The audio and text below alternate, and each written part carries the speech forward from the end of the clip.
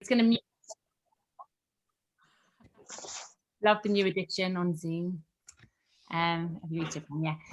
Is everyone muted? Hi everyone, welcome to tonight's Zoom.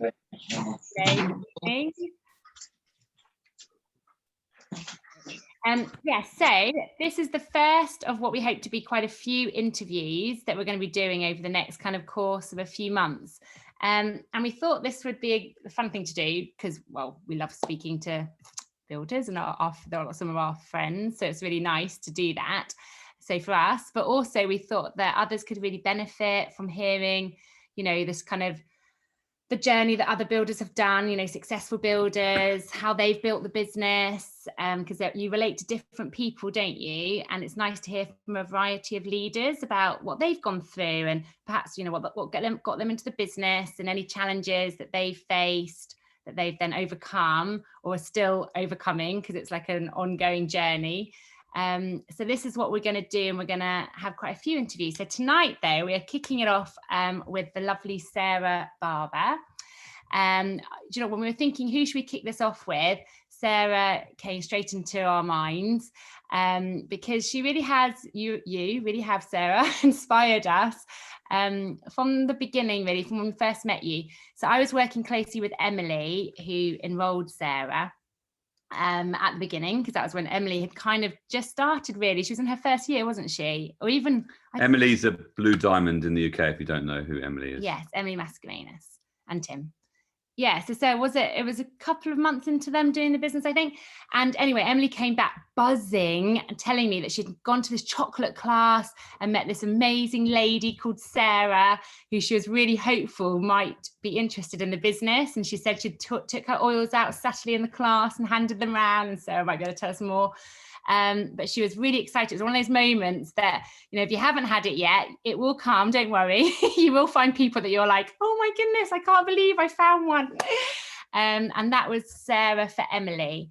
And she really has inspired us. She's pretty much built this business on her own, obviously with her wonderful team too, but she's a lovely, lovely person, and we feel very honoured to have her here tonight to speak with us. So thank you so much, Sarah.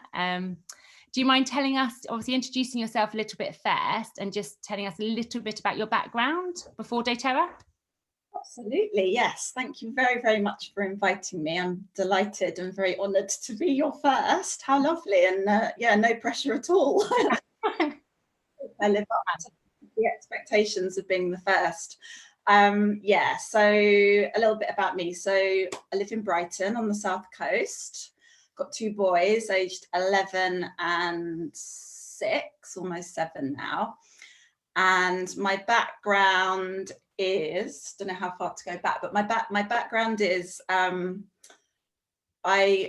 worked for 10 years in kind of the corporate world, if you like. So I had lots of different jobs, but I think sometimes when we look back at our journey, some of the things that we've done, even though they might seem unrelated, they often are kind of part of our path to doing what we're doing right now. So, you know, things like being a PA and being, I was a business analyst and a project manager for a while. So I sort of worked in this kind of corporate world, but a lot of the skills actually are very helpful in Doterra. And not to say that you need to have had those skills, but I think whatever you've done in your life, we all have different skills that we can kind of bring in and use.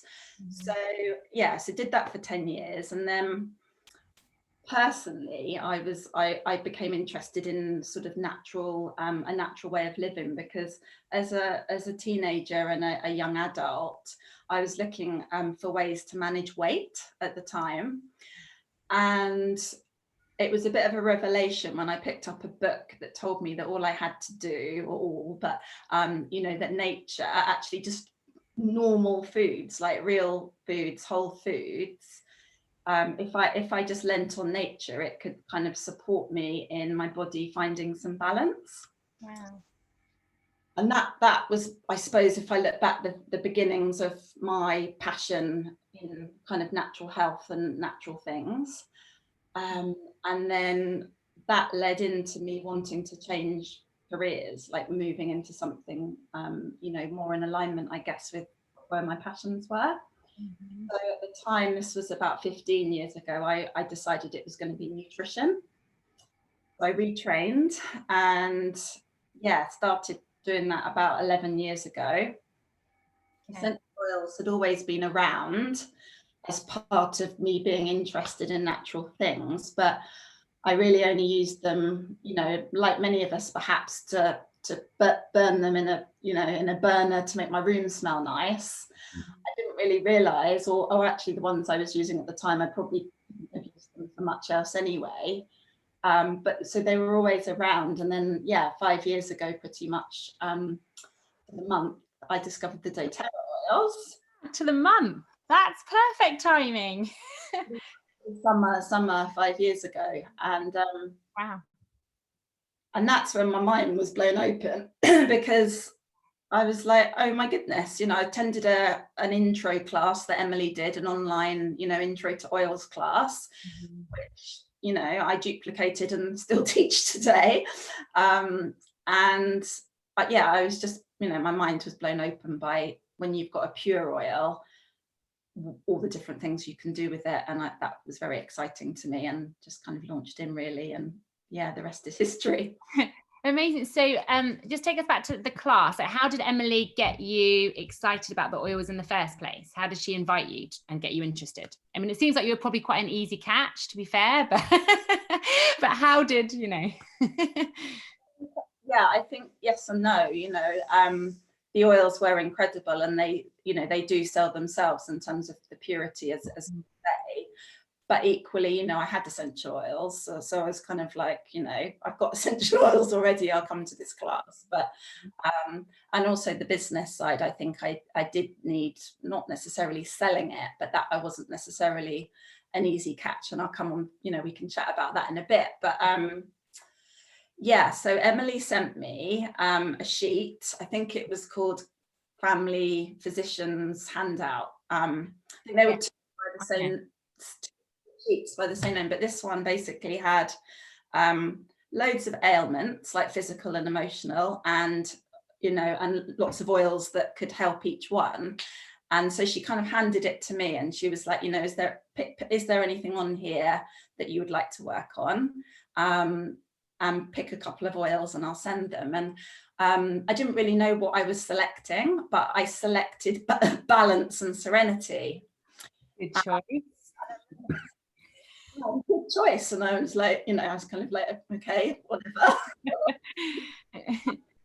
And then when I smelt them, I immediately had I didn't really know what was going on, but I immediately had some kind of profound experience where I just knew that, there was something in these oils, Wow. I was just taken in by them, couldn't stop thinking about them, dreaming about them. I just got very just completely intoxicated by the whole experience. And I think, they touched me in a really deep way. And so, then I came to the class. I did decide to get a home essentials kit at the end of that, and it was a webinar. I think she might have sampled me twice, and it was a little time after the chocolate class, so it wasn't kind of it wasn't that she came to my chocolate class and I immediately attended a webinar. Okay. Quite a few months after. I think I had a baby at the time, and I was doing quite a lot of juggling, and so she did sort of have to kind of reach out to me a couple of times over a few months before I kind of came to the webinar, and then I did immediately get started. Okay, amazing. Do you want to? No, I wasn't saying that. Okay. And so then, what got you involved in the business? What was the thing that made you do that? Wow. So I think it's my background. I like to think I've got a little bit of a business brain, a business mind. So, but I hadn't seen the compensation plan training or anything like that at this point. And actually what it took, I think it actually took kind of so obviously in Emily's class, she always mentions that there is a business opportunity. She'll weave that in, not just gently into the class, just so people know, because as we know, people need to know that an opportunity is there, otherwise how are they going to take it up? But I'm the sort of person that, you know, I heard it, and I may have considered it briefly, but I didn't act on it. And actually what it took for me was a personal invite. And she sent me a message on Facebook Messenger, really friendly, really lovely. And she just basically said, you know, have you thought about the business side? I think you'd be incredible. I would love to work with you. Totally fine if it's not for you. You know, and also I remember her saying, you know, she said, I don't normally do this. I don't normally, like, you know, message people. But I was saying this to someone in my team this week, you know, that actually meant a lot to me, to have somebody tell me that they believed in me, even though I didn't really know her very well. It was just like, wow, you know, and it was enough for me to be, wow, I want to find out more. That's interesting, isn't it? Because I think sometimes we can be a bit coy with the business and think, oh, I don't want to put any pressure, don't want to come across too strongly. But there's always a flip side to everything. And I think if you do it in a natural way and feel your way, that's why it's never black and white, is it? You wouldn't do that approach with absolutely everybody, as you said.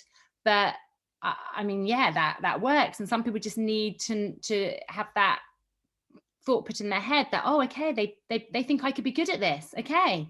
Because some people do doubt themselves, and they maybe don't even think that they could do that until someone believes in them. And so that's not being pushy. That's actually really giving them this amazing business opportunity and this kind of opening their mind. So I love that. That's brilliant. Did you want to ask anything? Yeah, I was going to ask, when did you decide to be Diamond, Sarah, and how hard was it? Piece of cake. Because you're a single mom, Sarah, and you know, you've got kids at home, you're working hard already, and then going to Diamond seems like a big leap, right? Yeah, I was reflecting on this, and yeah, so I'm a kind of a fairly new single mom, I would say. I've been on a single, you know, mom path for a year or two now, but recently it's actually, you know, happened, and the setup at home has changed. I think initially 5 years ago, I wasn't like one of these people that immediately was aiming for Diamond. I was kind of feeling my way into the business. Initially, I was kind of aiming for silver, but then quite quickly, I think I heard in a training, you know, that, you know, if you have a bigger goal, you're gonna get there faster. And as I could see myself progressing, you know, through Premier and I think my belief built, and I saw other people like you guys progressing and Emily progressing. So then I was like, actually, I can do this. And also, you know, financial independence was always something from the beginning that was important to me, and something that I've always wanted. You know, I've never wanted to be, even when I was in my marriage, I never wanted to be a wife that was dependent or felt held in my relationship if I didn't want to be there, or just anyway, you know, I just wanted to be somebody that had, you know, I want to be in a relationship, but I also want to be financially independent within that relationship, you know. And I've heard people talk in the past about how Doterra can offer, you know, a vehicle. So, you know, for me, it was a vehicle where I could help people, which is really important to me, you know, because yes, it was about me and my why and creating financial independence around a business model that made a lot of sense and I could see was, you know, was amazing. But it also, I also saw it as a vehicle that could give me that kind of, I guess, you know, autonomy. And over time, I could see that it could be a vehicle that gave me that financial independence. And it has been, you know, it's allowed me to actually, I needed to leave, you know, and chose to leave a relationship. And Doterra 100% has allowed me to do that because I wasn't, you know, I wasn't tied in. I could choose to stay or leave. And now I'm supporting my family. Happy days, it's like, it's really a dream, it's very grateful. Wow, that's amazing. And so is that, you think, what's kept you motivated? Because Nathan's part of that was like, was it hard? I think we all know, yes, it was hard. And you can answer that a bit in your own words and tell us a little bit about maybe some of your obstacles and how you overcame them. But what kept you going? Like, what motivated you was kind of what you just said, was it? Yeah, I think I'm quite driven anyway. Mm-hmm. What motivated me and what kept me going was, like, I don't know if anyone here has listened or read the book The Slight Edge, but I really believe in just keeping going. And I know that if I show up every day and I keep doing the actions, that whatever anybody's dream, whatever your dream or your goal is, it can't fail if you just keep showing up and doing stuff every day. So for me, it was a belief and a desire to kind of just not take my eye off, I guess, the end goal. Okay. And also just a passion. Like, I love what I do. I love the oils. I love helping people. Mm-hmm. I love the team. I love the community. I love everything about it.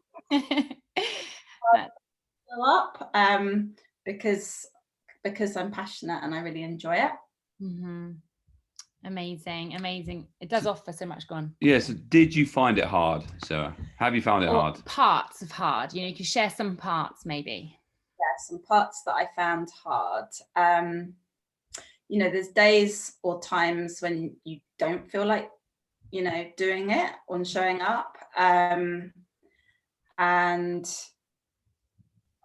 I would just kind of make myself just do it anyway, that's what I mean by those slight edge decisions. That book, or I listen to the audio because I'm not great at sitting down listening to books. I find I don't really have the time for them, so I listen to stuff, and in those moments of finding things hard and you're like, oh, I'm just going to go to bed, or I'm just going to go and watch TV, it's that slight edge decision of, no, I'm actually just going to do this first. Mm-hmm. And it's the cumulative effect of always saying yes rather than, oh, I'll do it later. That's a great point. I think, like, also, getting help where you need it. So A, leaning on your upline, and B, I have got help in my home over the years. I would listen to Ange Peters. For a while, I was like, she was like my, I just plugged myself into her. Ange Peters is a presidential diamond in Canada. And I listened to a couple of her videos or podcasts on asking for help, and it takes a village to raise a vision, it's called, and how does Wonder Woman do it all? The secret is she doesn't. And it's like, we're all trying to do it all, we can't, we're not supposed to, and even if you can't afford to get help, can you do clever swaps if you're a mum, look after each other's children and find yourself some time that way, or whatever it might be. So for me, I employed a cleaner, and I couldn't quite afford it, but I just made it work, and it gave me some time back. And then around gold, I employed someone that helped me with some admin, and that enabled me to kind of just get out there a bit more and do the things I feel that I'm here to do. There's something else about finding it hard. Oh yeah, mindset. That would be the last thing. I would say that plugging yourself into something, it might be reading a book, it might be a podcast, but for me, helping you avoid some of those hard moments, or that I suppose the sort of the self-doubt and limiting beliefs part. I just plug myself with a lot of mindset stuff, so I think that has a massive impact as well. I find that really helpful. Absolutely. That's brilliant. Thank you. That's perfect answers. I'm going to ask a couple more. We'll ask a couple more. And then just so you know, guys, we're going to open it up. I think, there are some chat. Fantastic. So if you think of any questions you want to ask Sarah, then put them in the chat, and we'll have about 15 minutes at the end for Sarah to answer those questions. We might not do them all, but we'll certainly do as many as we can. Can you just briefly tell us, Sarah, about like your schedule at the beginning? So how did you prioritize your time? And then also now, how much Doterra are you doing? What does your kind of day, week look like? Yeah, I was having a think about this. I was having a think about where I was 5 years ago in terms of like what my life looked like. Because I know it's really common for, people. Sometimes you can look at somebody that is at a certain rank and assume that their life has always been how it is right now. When I first started, I had an 18-month-old baby, baby, and a 6-year-old. I was breastfeeding.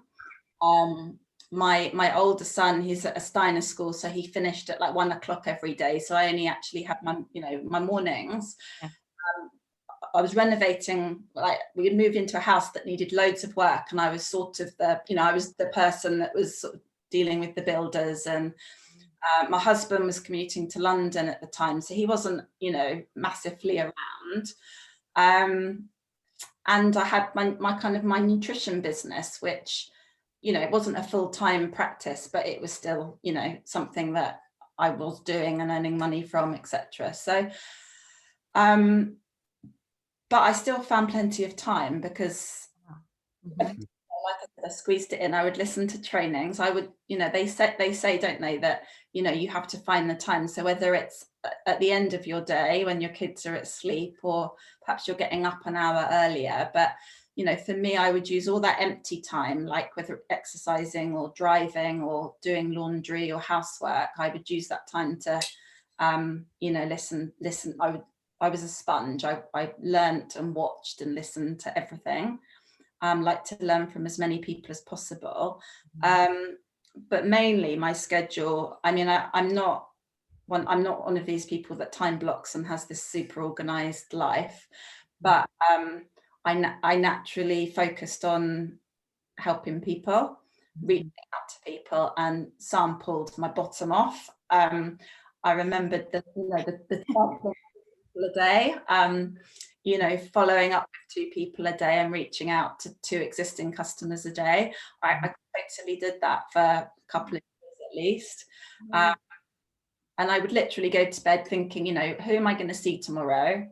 What do I know about them? What am I going to offer them? I already had it planned, and I would go off for the day with I have the oils, with me, and equally I did lots of following up.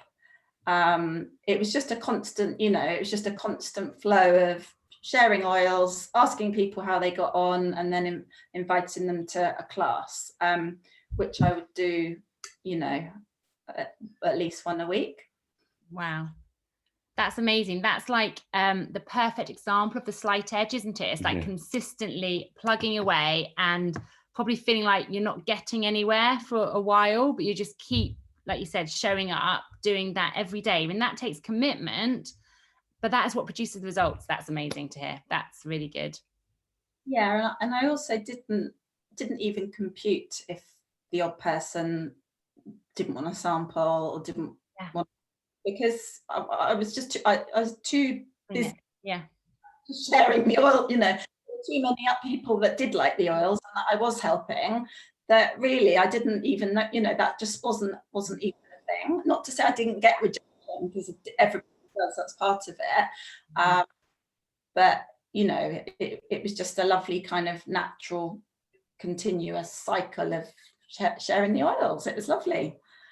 That's a really good point, because I think lots of people that we've spoken to in the past, they can get quite down about a few people, but I think it is because they're getting hung up on a few people and putting so much energy into those few people, then the rejection is hard. But you're right, if you're just constantly doing 2 a day, the ones that don't want it just kind of, it's okay, that's cool, more time for the others. It's a bit like that, isn't it? And it doesn't get you down because you've got so many positive things happening.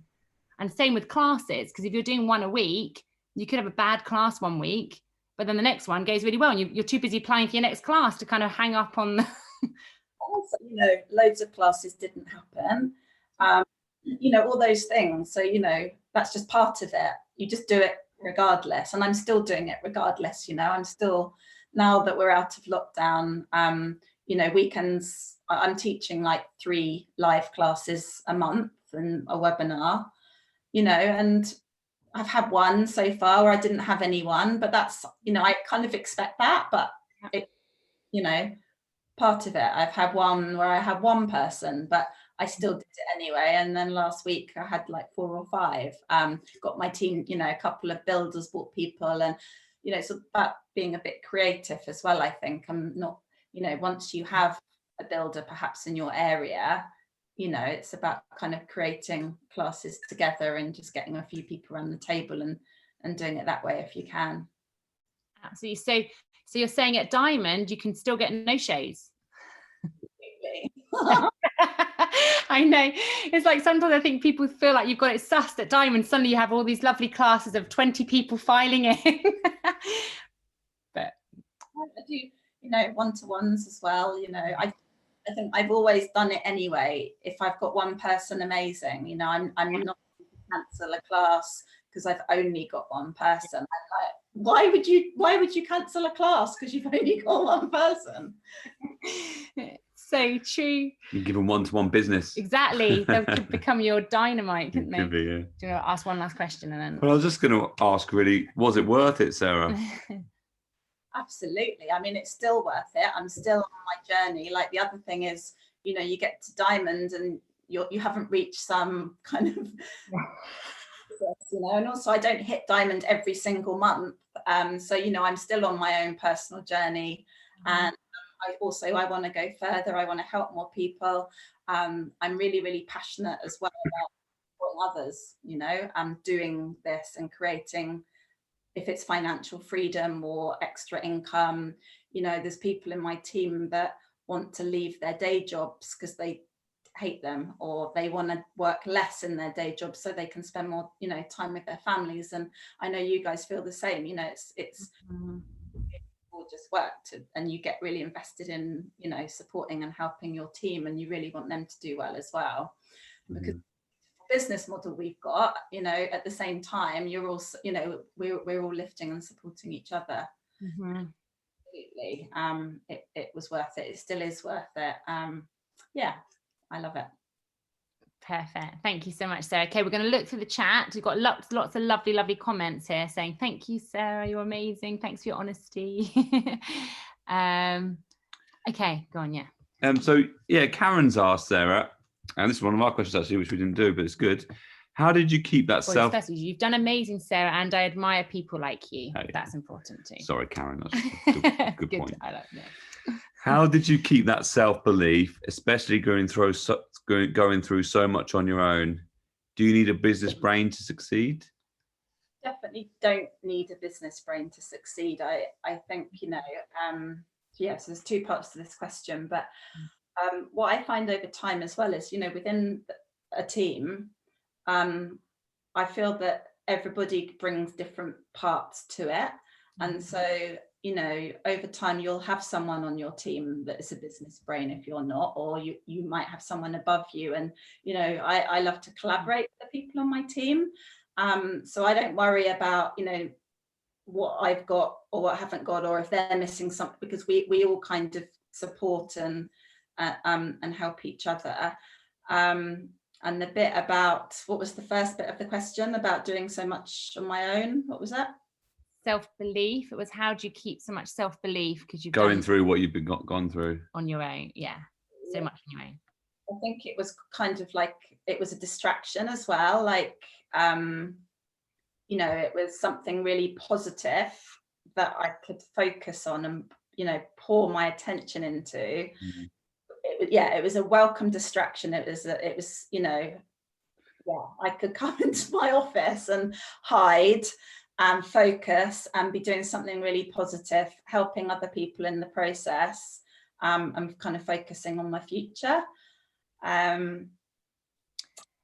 and you know, stuff like exercise, you know, just trying to tried to focus on self-care, not that I got it perfect at all, but just all those things, just trying to look after yourself, doing the mindset work. I've been having, therapy sessions for 2 years, just doing as much as I can in as many different ways to kind of support myself, I guess, through it. Mm-hmm. And also what you said earlier, I loved. You said like you almost flushed your brain with so much positive stuff that there was no room for the negative. And I think you have to do that because our brains do default to negative. So it's like you have to almost over push the positive. So I liked what you said there. Okay, next question. Yes, Paris asked, thank you for sharing, Sarah. Just wanted to ask, how many people did you have in your early weekly classes and what worked? I used to teach my early classes either from my home. I still teach from my home. I just find it convenient because I haven't got to go anywhere. The downside is I have to clean and tidy, which is definitely not my forte. I know. And then I would teach in a local cafe that is really big, so they don't mind if we have a table, and they don't charge us for it because it's a really big cafe. And I've never had big classes. Like I suppose my average class might be 3 people. I've had 6, like quite a few 6s. I've done a few studies where we've had 10 people around the table. My largest class ever was to 20 people, and I got nobody enrolled. Mm-hmm. I think I collaborate a lot. Like I have built a lot locally, so I've always had a handful of builders, even from the early days. I've had a small handful of builders, and we've always I do like collaborating, so we've always kind of paired up, and so then you can have a nice little group like of 6, say, or even 4, and even if you just bring 1 each or 2 each, doesn't matter. And also you kind of share the work. If you've got somebody to buddy up with, one of you can make chocolates, and I make chocolate because I find that easy, but whatever it might be, and the other one can bring the paperwork, for example, and you're one of you can bring the books, the other one can bring the oils, and it's just kind of sharing the work as well. Mm-hmm. Yeah, that's great. And I think you're right. I think we found often the best classes were those smaller ones, because you could actually spend time with the people and make them feel special. Whereas the massive classes, you didn't get as many enrollments. We found that too. So I did a lot of pre-lockdown. I did quite a few hosted classes. I'm not like a queen of hosted classes, but I've definitely done, I don't know, maybe 10 or 20, maybe not as many as 20, but 10 or 15 in the 5 years that I've been doing Doterra, and I found they work best with the people the customers I had a really strong relationship with. But well, and that's a good point. One more question. Yeah, and then I've got one more at the end. Okay, so Andrea's asked, did you grow quickly from the outset, and how long did it take you to reach, say, silver, your first goal? Yeah, interestingly, I did grow really fast at the very beginning. I'm not really, I don't know what, actually, I've never quite worked out exactly what. Silver in 5 months, I think, 4 or 5 months. Wow. Premier in 2 or 3. And I was I didn't really realize at the time because I was too new to, but then it's taken me longer to get through the other ranks. So it took me, I think it took me about 2 years to get to gold, and then I stayed at gold for 2 years to get to platinum, and then another year, I think, to get to diamond. So I haven't got them written down, but I think it was a good year or 2 at all the other ranks after hitting silver. Yeah. Okay. And did that frustrate you at all, or were you just like, this is the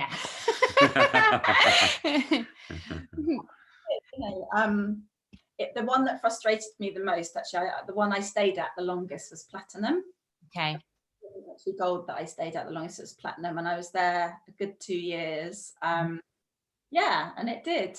I think it's human nature, and I know, I'd reach out to you and Emily, and you're absolutely right. It shouldn't be about the rank, because that's kind of the wrong energy behind it. Because it makes it more focused on me and but equally, I think it's all right to, like, especially when we're all starting, it should and needs to be about us and our goals and our why, and what we're trying to create for ourselves and our family.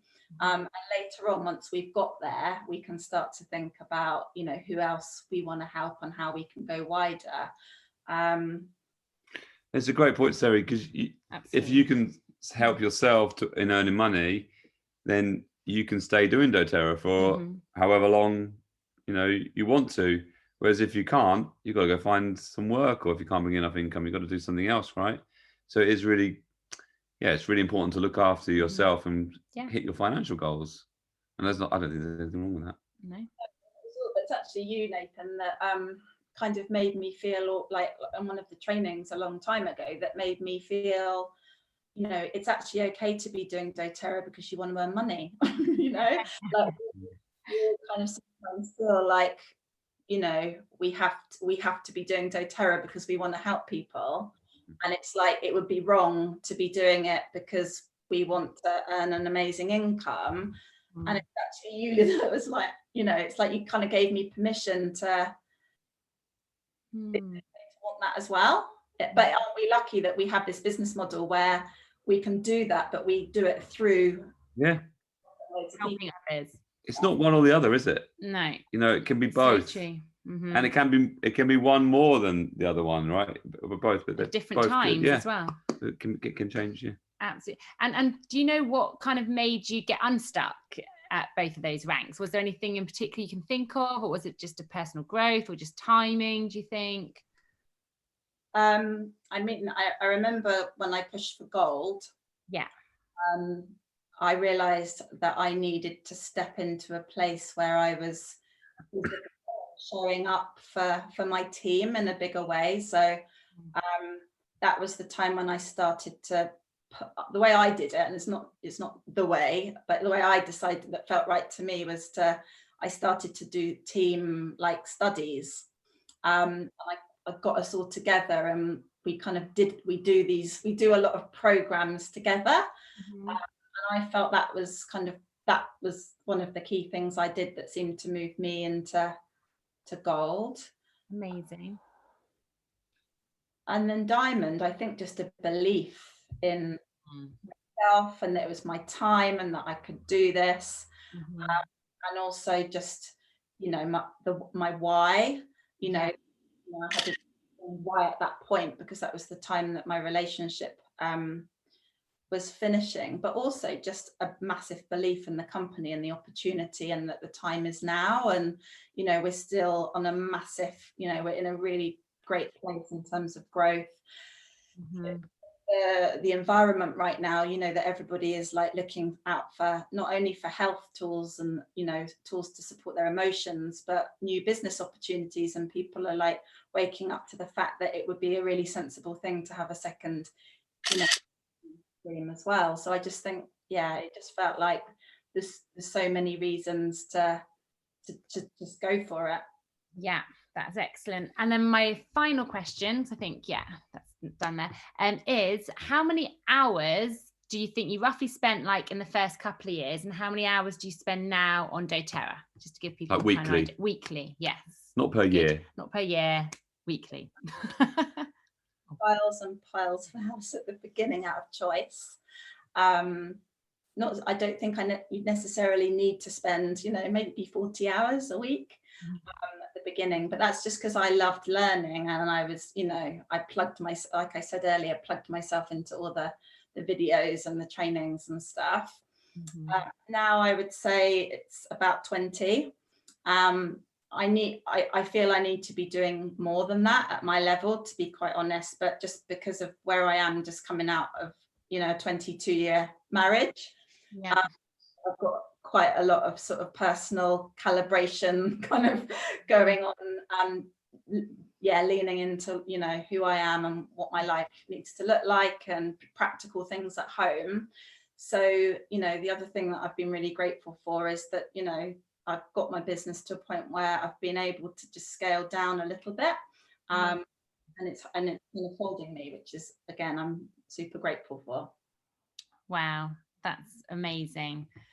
Thank you so much, Sarah. That's been incredible. Yeah, really motivational, You're Sarah. definitely the right person to choose to start this off. You did very well. You're very inspiring.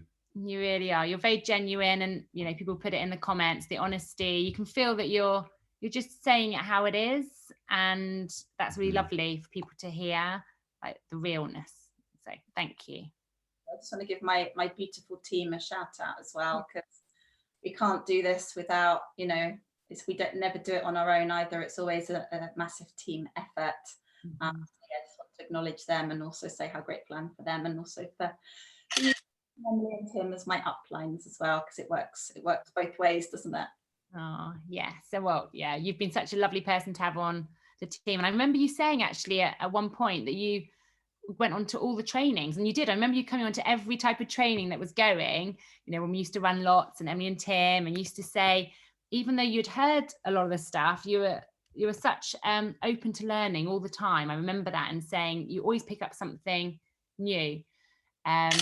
So yeah, you've always used and leaned on others as well, and yeah, you've got a wonderful team. So thank you, Sarah.